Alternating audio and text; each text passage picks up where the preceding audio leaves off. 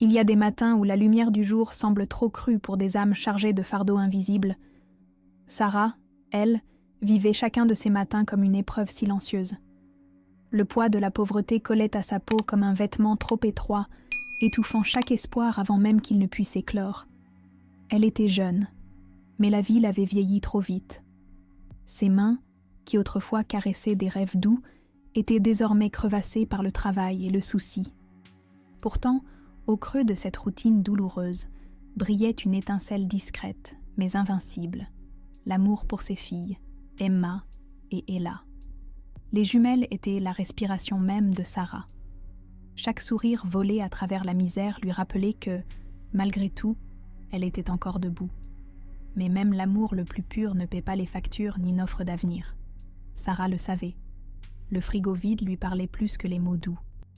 Les chaussures usées de ses filles étaient des rappels constants que le renoncement n'était pas une option. La résilience féminine se tissait en elle à chaque soupir, à chaque nuit blanche passée à chercher une solution. L'absence de Georges, son mari, n'était plus une surprise. C'était devenu une partie du décor, une ombre omniprésente qui refusait d'assumer.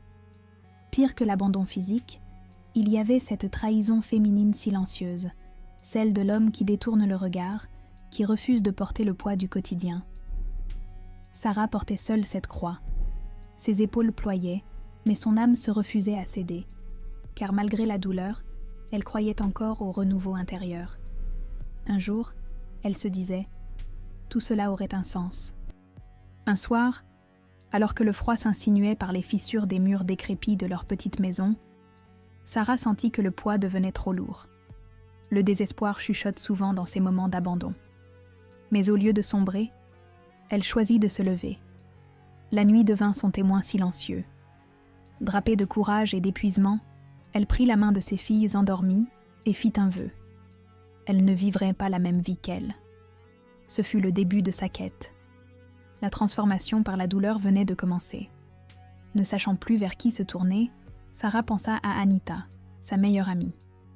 Depuis l'école, Anita avait toujours été ce refuge chaleureux, cette épaule rassurante. L'idée de demander de l'aide lui brûlait la gorge. Mais parfois, l'humilité est la plus grande des forces. Elle ravala sa fierté, enlaça ses filles au petit matin et partit. Chaque pas résonnait comme un appel muet à la miséricorde divine. Libération après l'humiliation. Voilà ce que représentait cette marche silencieuse. Arrivée devant la maison d'Anita, le cœur de Sarah battait comme un tambour de guerre. L'espoir et la honte se mêlaient. Lorsqu'Anita ouvrit la porte, l'air sembla se figer.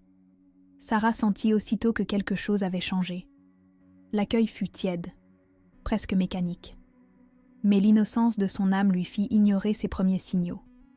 Parfois, ceux qui portent des cicatrices émotionnelles profondes refusent de voir l'évidence pour ne pas ajouter une nouvelle blessure.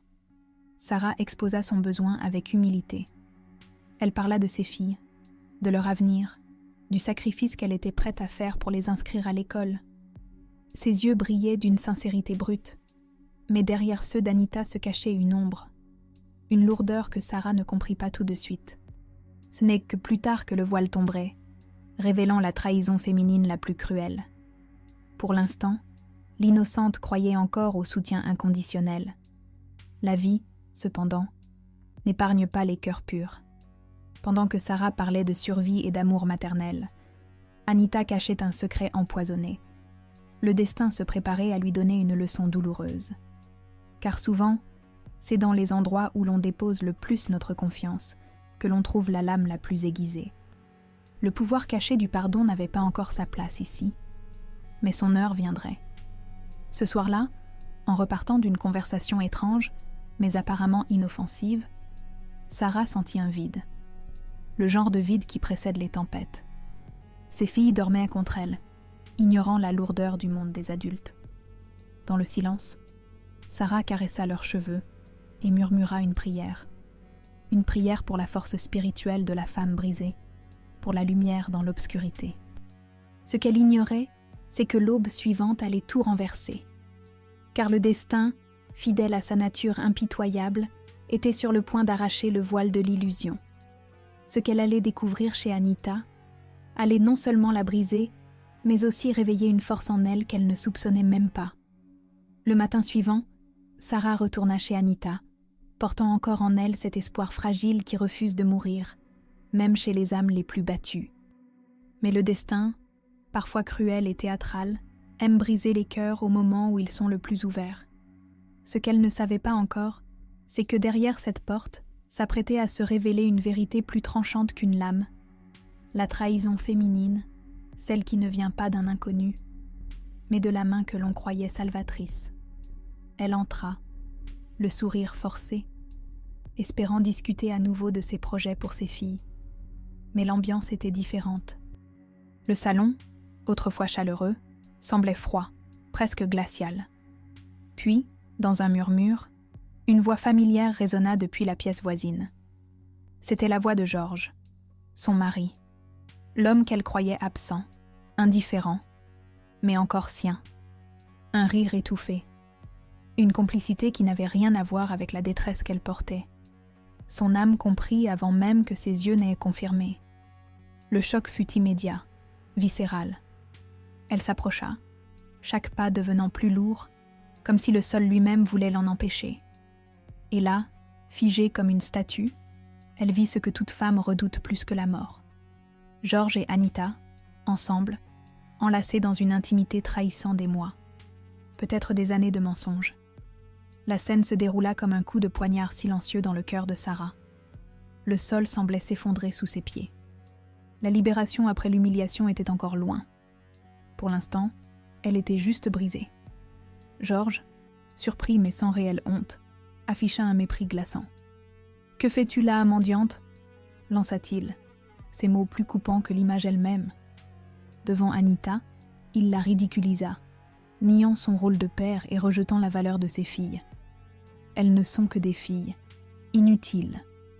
Ces mots, porteurs de l'obscurité la plus vile, furent pour Sarah plus dévastateurs que l'adultère lui-même. La force spirituelle de la femme brisée était mise à rude épreuve. Anita, quant à elle, détourna le regard, évitant la confrontation. La sororité, cette alliance sacrée entre femmes, venait de s'effondrer en poussière. Sarah sentit son âme hurler. Ce n'était pas seulement une trahison de son mari, c'était aussi une blessure infligée par celle qu'elle appelait autrefois « sœur ». C'était la trahison féminine dans sa forme la plus pure et la plus impardonnable. Sarah ne cria pas. Elle ne s'effondra pas. Ce fut sa première victoire. Dans le silence de ce moment brisé, une décision se forma dans son esprit. Pas une vengeance, non. Quelque chose de plus profond. La naissance d'un feu sacré. Celui de la résilience féminine, celui qui ne choisit pas la haine, mais la reconstruction. Elle regarda Georges une dernière fois, non plus avec amour ou peine, mais avec détachement. L'homme qu'elle aimait était mort pour elle à cet instant précis. Prenant ses filles par la main, Sarah quitta la maison d'Anita sans se retourner. Ses jambes tremblaient, son cœur saignait, mais son esprit s'éveillait. La transformation par la douleur venait de commencer. Ses filles, encore trop jeunes pour comprendre, pleuraient en silence. Mais Sarah savait que chaque larme allait nourrir ses futures victoires. Cette nuit-là, assise seule dans leur maison délabrée, Sarah fit un pacte avec elle-même. Elle ne laisserait jamais l'humiliation définir son avenir. Elle deviendrait tout ce que Georges avait refusé d'être. Elle comblerait le vide avec amour, force et dignité. Le pouvoir caché du pardon était encore loin, mais la promesse de se relever brillait déjà dans l'obscurité. Et tandis que les ombres enveloppèrent la pièce, Sarah comprit que le plus difficile était encore à venir.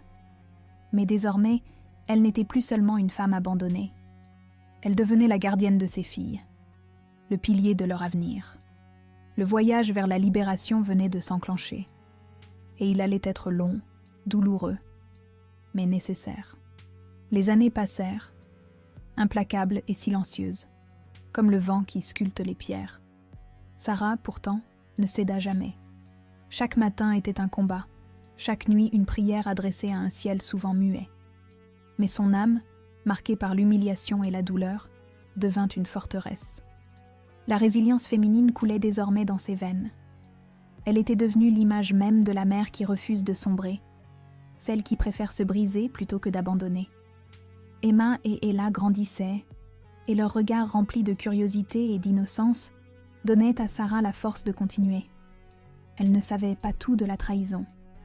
Elles ignoraient encore que leur père les avait rejetées comme de simples fardeaux. Sarah avait choisi de ne pas transmettre cette amertume.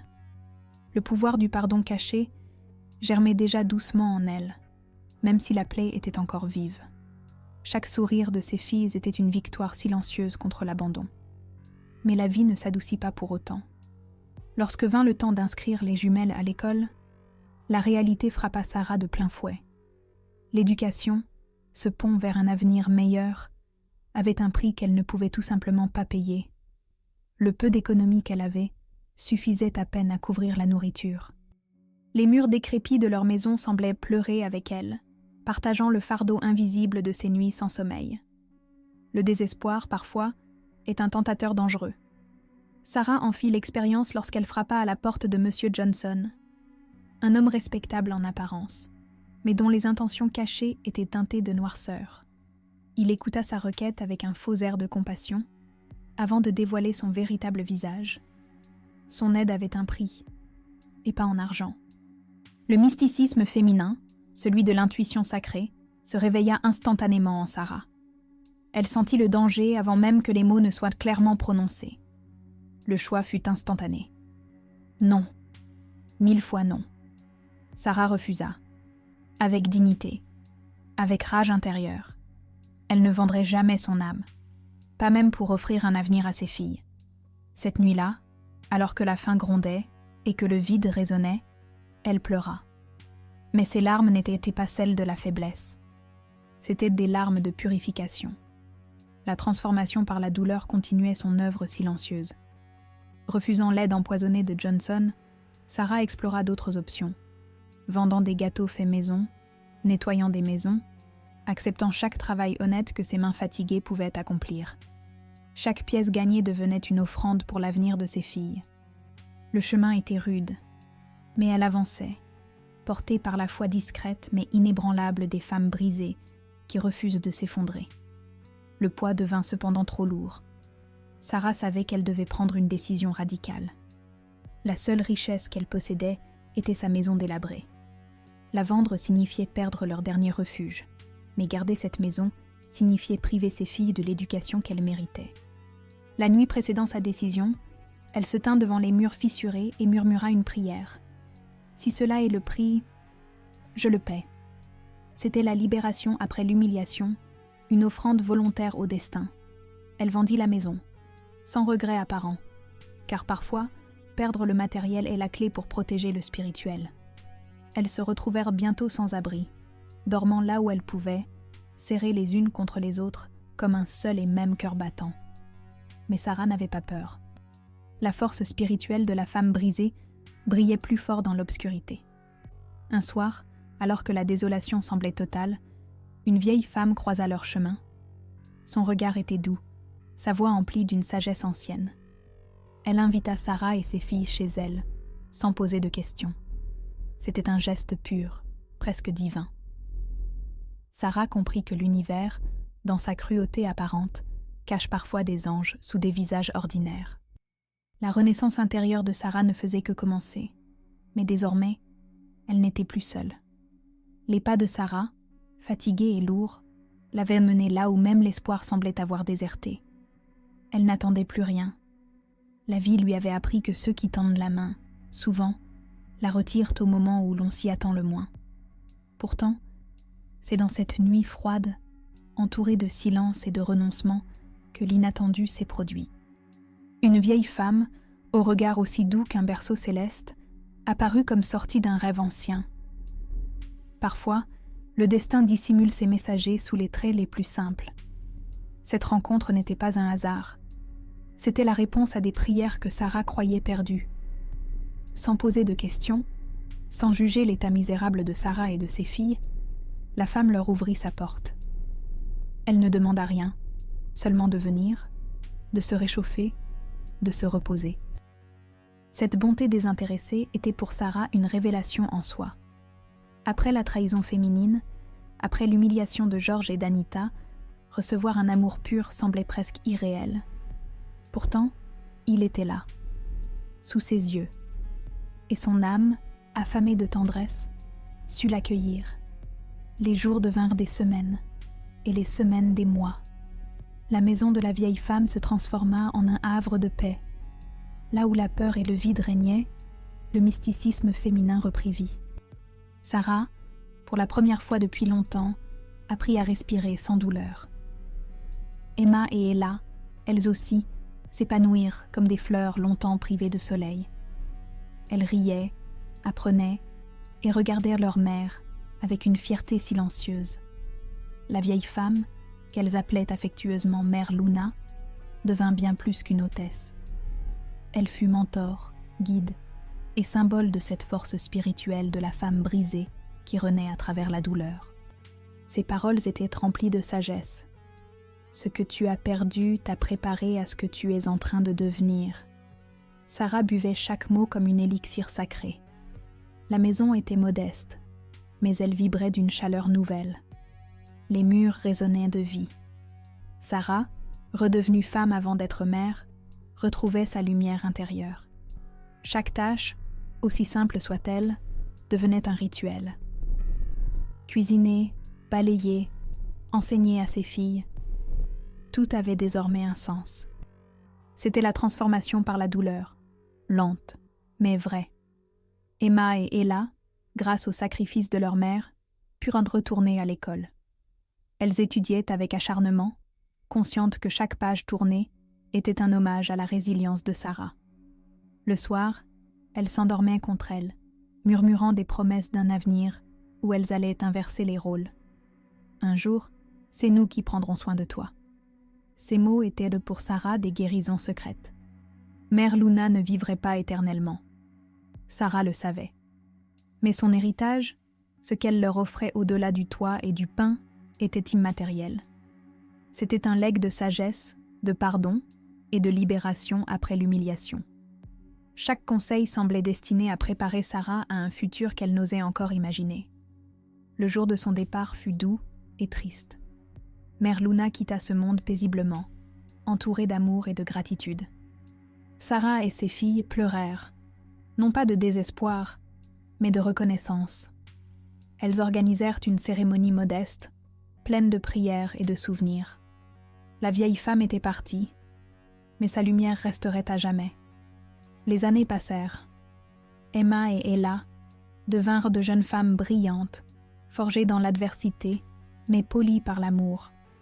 Elles marchaient sur le chemin que Sarah avait ouvert au prix de tant de sacrifices.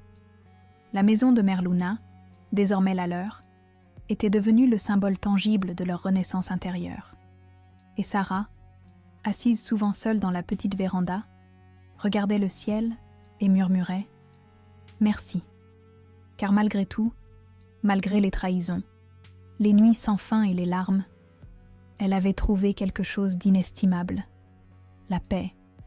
Mais l'histoire n'était pas encore terminée, car ailleurs, dans l'ombre, Georges se souvenait, et son propre voyage vers la chute venait tout juste de commencer. Le temps, fidèle compagnon des âmes en guérison, avait doucement étendu ses ailes sur la maison, qui, jadis, avait accueilli la douleur. Les saisons passaient, chacune emportant avec elle un peu de l'amertume du passé. Emma et Ella, nourries par l'amour inconditionnel de leur mère et la sagesse de Mère Luna, s'épanouirent. L'école, qui autrefois paraissait un luxe inatteignable, devint leur sanctuaire. Elles étudiaient, non seulement pour elles-mêmes, mais aussi pour honorer le sacrifice silencieux de Sarah, cette femme dont la force ne cessait d'inspirer.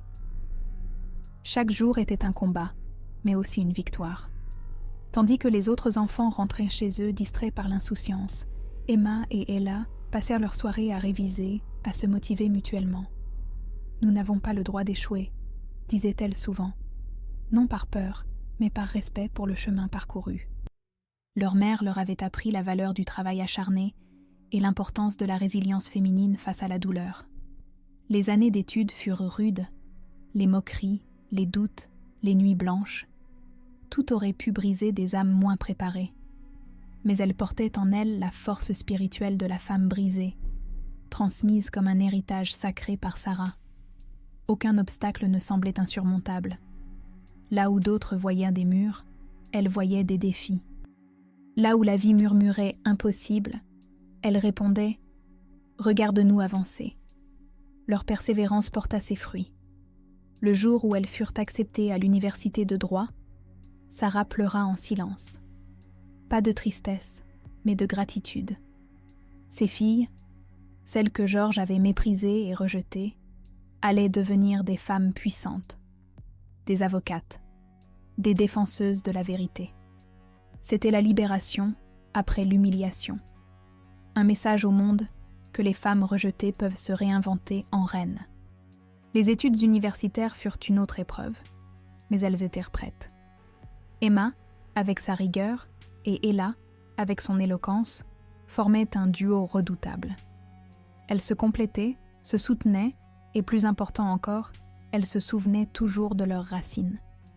La transformation par la douleur avait fait d'elles des combattantes, mais aussi des femmes, empreintes de compassion. Le jour de la remise des diplômes arriva, enveloppée d'une aura presque mystique. Sarah, assise au premier rang, vit ses filles monter sur scène, diplôme en main, sous les applaudissements d'une foule qui ignorait tout du chemin parcouru.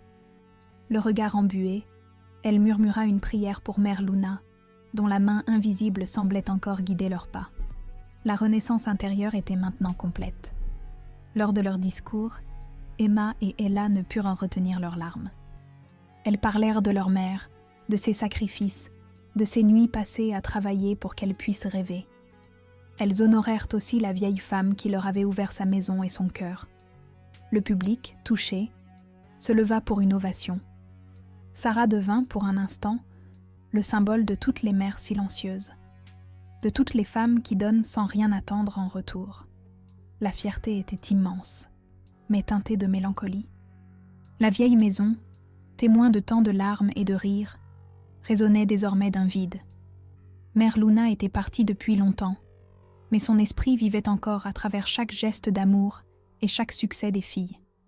La force spirituelle transmise de femme en femme avait franchi une nouvelle génération.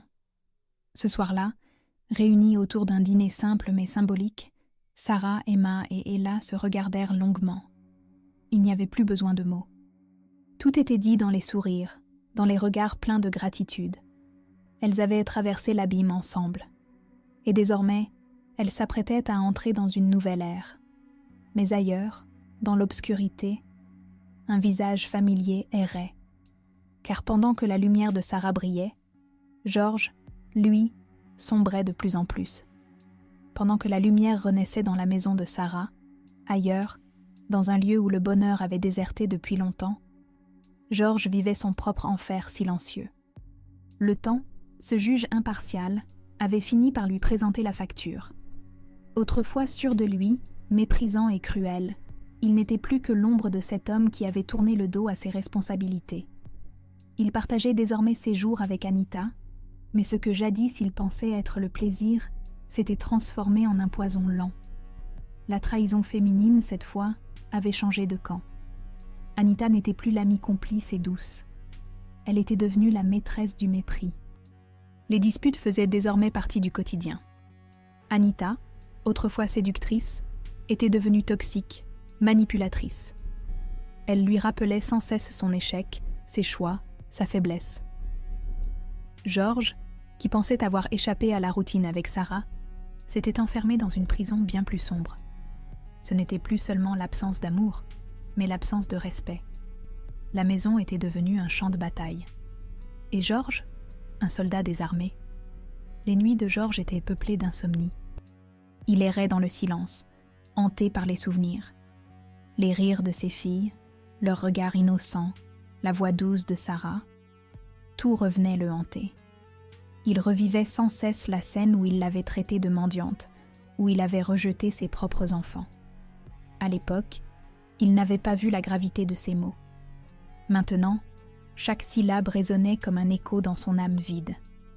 Le pouvoir caché du pardon n'était pas encore venu, mais le poids de la faute, lui, était insupportable. Georges essayait de se convaincre que c'était la vie, qu'il fallait avancer. Mais même l'alcool ou les plaisirs éphémères ne suffisaient plus à noyer sa culpabilité. Il avait détruit une famille, et en retour, la vie lui avait tout repris. Là où Sarah avait trouvé la renaissance intérieure, lui n'avait trouvé que le néant. La maison avec Anita n'était pas un foyer. C'était une cage dorée, où chaque jour ressemblait à une punition divine. Loin des regards, Georges pleurait. Pas ces pleurs visibles, bruyants. Non, c'étaient des larmes silencieuses, celles que seuls les hommes brisés versent lorsque le masque tombe. Il se souvenait de Sarah, non plus comme d'une femme ordinaire, mais comme d'une reine silencieuse qui l'avait humiliée. La force spirituelle de la femme brisée, il la comprenait maintenant. Mais c'était trop tard. Anita, de son côté, ne se gênait plus pour afficher son mépris. Georges était devenu son jouet. Elle lui parlait sans respect, le rabaissant à chaque occasion. La trahison qu'il avait autrefois infligée, il la vivait désormais en retour. C'était le miroir cruel de la vie. Ce qu'on envoie dans l'univers finit toujours par revenir. Il était maintenant l'homme oublié, méprisé. L'humiliation se savourait à son tour. Les amis de Georges l'avaient abandonné. Plus personne ne l'admirait. Plus personne ne venait partager des moments avec lui. Seul. Voilà ce qu'il était devenu.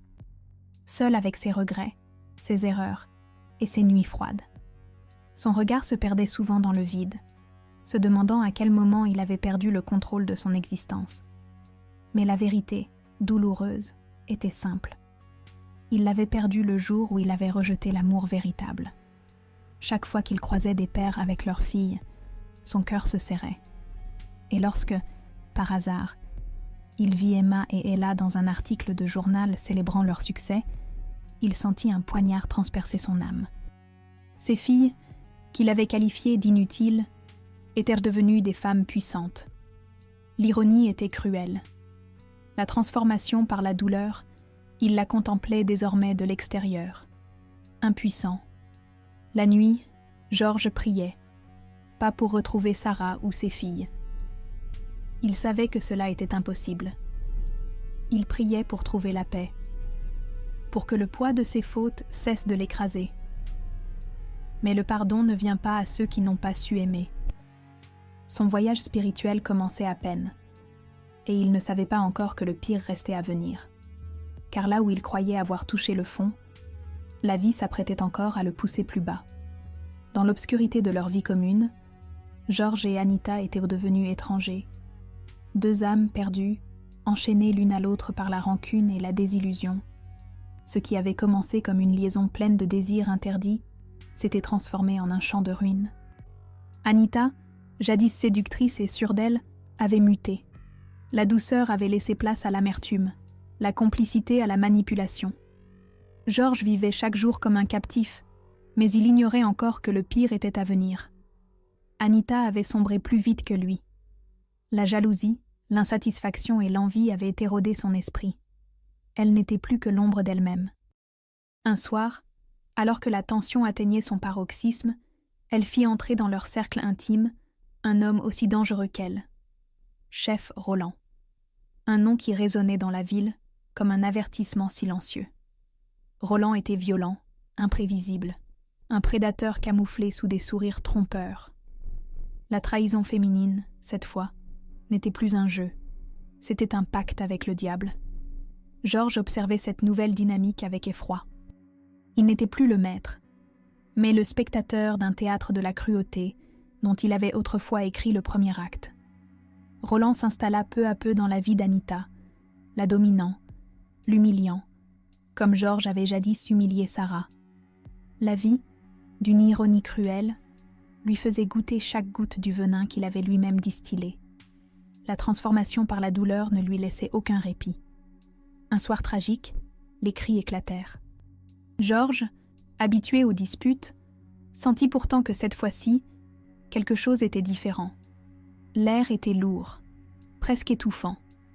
Les murs vibraient sous les hurlements de Roland et d'Anita. Puis, soudain, le silence. Un silence glacial. Lorsque Georges entra précipitamment dans la pièce, il fut confronté à l'impensable. Anita gisait au sol, inerte. Ses yeux, autrefois pleins de feu, étaient désormais éteints à jamais. Le choc le cloua sur place. Roland, avec un calme glaçant, s'essuya les mains. Il regarda Georges droit dans les yeux, comme s'il venait de passer un accord silencieux. « C'est toi qu'ils accuseront », murmura-t-il, avant de disparaître dans la nuit. Georges comprit, trop tard, qu'il venait d'être piégé. Le mysticisme féminin avait laissé place à l'obscurité masculine la plus brutale. Les jours suivants furent un cauchemar éveillé. La police interrogea Georges, les voisins le pointèrent du doigt. Son passé, ses querelles avec Anita, tout semblait le désigner. Roland, comme une ombre, avait disparu, laissant Georges seul face aux flammes de l'enfer qu'il avait lui-même alimenté des années plus tôt. La libération après l'humiliation qu'il avait refusé d'accorder à Sarah se transformait en sa propre chaîne. Georges, dans le déni et la peur, choisit de disparaître. Il quitta la ville discrètement, devenant un fugitif d'une vie qu'il ne contrôlait plus. Le monde n'avait plus de place pour lui. Il ne restait que la solitude, une compagne fidèle mais cruelle. Il était devenu cet homme errant que personne ne regarde, cet être vidé de toute lumière. Là où Sarah avait embrassé la renaissance intérieure, lui avait plongé tête baissée dans l'abîme. Chaque nuit, il revivait la scène. Le visage d'Anita, figé dans l'horreur, et le regard glacial de Roland. La culpabilité le dévorait, mais le pardon était un luxe qu'il ne pouvait plus se permettre. Il comprit enfin, au plus profond de sa détresse, que ses choix avaient tracé un chemin irréversible vers la perdition. Le destin, dans son ultime ironie, avait tout repris à Georges. L'amour, la dignité, la liberté. Là où Sarah avait triomphé par la foi et la douleur, lui avait tout perdu dans l'arrogance et la trahison. Mais l'histoire ne s'arrêtait pas là. Car pendant que Georges s'effaçait dans l'oubli, Sarah, elle, continuait d'écrire sa légende. Et le dernier chapitre était encore à venir. Le jour où Sarah reçut les papiers du divorce, l'air semblait plus lourd que d'habitude. Pourtant, dans cette lourdeur planait aussi une forme de délivrance. Ce n'était pas un simple document. C'était la fin officielle d'un cycle de douleur et d'humiliation. En tenant ce papier entre ses doigts tremblants, elle sentit son âme vaciller entre tristesse et soulagement. La libération après l'humiliation n'était plus un concept abstrait. C'était une réalité tangible, couchée sur le papier en lettres froides. Assise seule à la table usée par les années de lutte, Sarah contempla les lignes administratives. Il n'y avait aucune poésie dans ce texte, et pourtant, chaque mot résonnait comme une mélodie de renaissance. Le stylo en main, elle signa avec une main ferme, pas par haine, mais par amour pour elle-même. Car signer, c'était aussi dire à l'univers « Je me choisis ». Cette signature n'était pas la fin. C'était la renaissance intérieure, le début d'une existence où elle ne serait plus jamais enchaînée. Quand Georges apparut à sa porte pour la dernière fois, il était méconnaissable. L'homme arrogant était devenu une âme vidée. Ses yeux imploraient une rédemption silencieuse, mais Sarah avait déjà pardonné, pour elle, pas pour lui. Elle n'avait plus besoin de sa reconnaissance. Le pouvoir caché du pardon réside justement là, dans le détachement. Elle lui sourit doucement, non pas pour adoucir la douleur, mais pour clore le chapitre avec dignité. « Je ne suis plus cette femme, Georges », lui dit-elle avec une voix emplie de compassion. « Et tu n'es plus mon bourreau. » Ces mots, simples mais puissants, résonnèrent comme un écho sacré dans la pièce. Georges baissa la tête. Il comprit. L'amour qu'il avait méprisé était désormais hors de sa portée. Sarah ne lui en voulait pas. Elle ne lui appartenait simplement plus. Le mysticisme féminin lui avait révélé qu'aimer, parfois, c'est aussi savoir partir. Après son départ, Sarah resta debout devant la porte fermée, respirant profondément.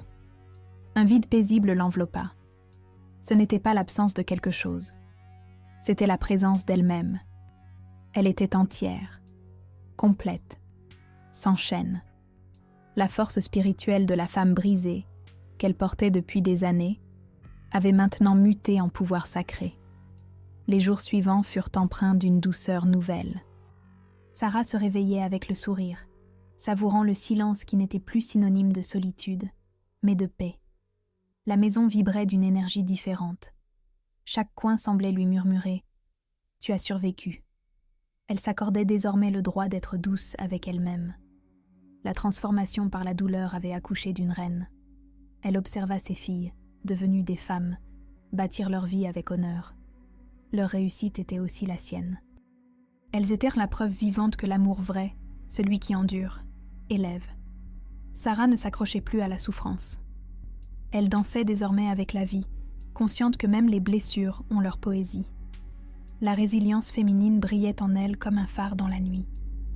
Un soir, alors que le ciel s'embrasait de teintes pourpres et dorées, elle se rendit dans le jardin. Là, sous les étoiles, elle alluma une bougie. Pas pour pleurer le passé, mais pour honorer le chemin parcouru. Chaque flamme vacillante racontait une histoire de chute et de renaissance.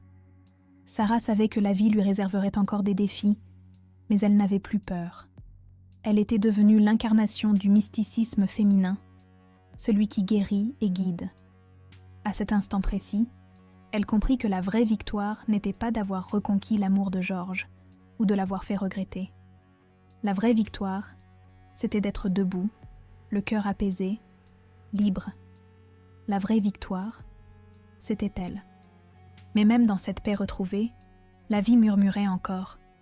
L'histoire de Sarah n'était pas seulement la sienne, c'était celle de milliers de femmes. Et à travers elle, un message sacré se propageait, celui du renouveau après la destruction. Et maintenant, regarde-toi. Après avoir entendu l'histoire de Sarah, après avoir senti ses larmes silencieuses et sa résurrection, une question s'impose. Combien de fois devras-tu être brisé avant de décider de te reconstruire ? L'histoire de Sarah n'est pas unique. C'est celle de milliers de femmes qui, chaque jour, doivent choisir entre s'effacer ou renaître. Et toi, où en es-tu ? Partage ton expérience dans les commentaires. Dis-moi si tu as, toi aussi, connu la trahison féminine, la douleur de l'abandon, ou la force d'un renouveau spirituel après la chute. Ton témoignage pourrait guérir une autre âme silencieuse, quelque part. N'oublie pas, beaucoup regardent, mais peu osent s'abonner. Si cette histoire a touché ton âme, abonne-toi dès maintenant et active la cloche. Chaque vidéo de cette chaîne est une clé pour les âmes brisées. Et ne pars pas encore. La vidéo qui apparaît à l'écran te réserve une autre révélation. Un autre voyage au cœur du mysticisme féminin et de la renaissance après la douleur. Clique, écoute, ressens. Et souviens-toi, avec douceur, feu et vérité, cicatrice de l'âme.